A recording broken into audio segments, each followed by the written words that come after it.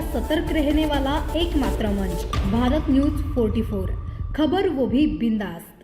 भारत से 50,000 टन चावल खरीदेगा बांग्लादेश, यूनुस सरकार बोली रिश्ते सुधारने पर काम कर रहे हैं। बांग्लादेश की अंतरिम सरकार के वित्त सलाहकार सालेहुद्दीन अहमद ने मंगलवार को कहा कि मुख्य सलाहकार मोहम्मद यूनुस भारत के साथ तनावपूर्ण रिश्तों को आसान बनाने के लिए कदम उठा रहे हैं।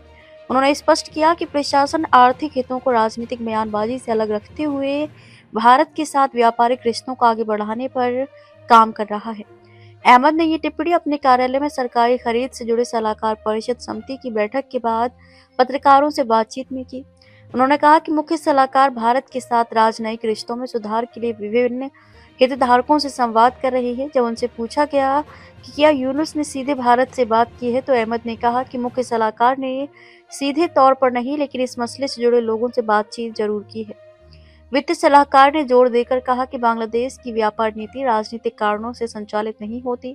उन्होंने उदाहरण देते हुए कहा कि यदि भारत से चावल आयात करना वियतनाम या अन्य देशों की तुलना में सस्ता पड़ता है, तो आर्थिक दृष्टि से भारत से ही खरीदना उचित है।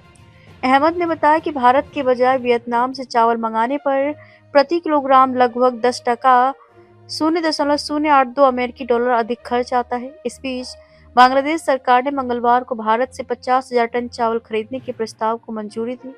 अहमद ने कहा कि यह कदम दोनों देशों के बीच अच्छे संबंधों की दिशा में भी मददगार साबित हो सकता है, साथ ही इससे बांग्लादेश को आर्थिक लाभ भी होगा।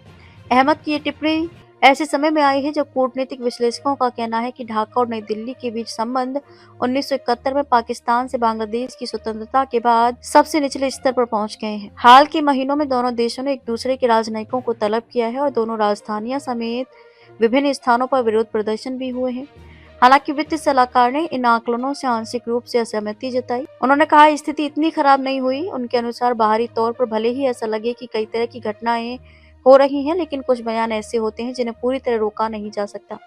जब उनसे पूछा गया कि क्या लोग या बाहरी ताकतें भारत विरोधी बयान दे रही हैं, तो अहमद ने कहा कि बांग्लादेश किसी भी तरह की कड़वाहट नहीं चाहता। उन्होंने चेतावनी दी कि यदि कोई बाहरी तत्व दोनों देशों के बीच तनाव भड़काने की कोशिश कर रहा है, तो यह किसी के भी हित में नहीं है।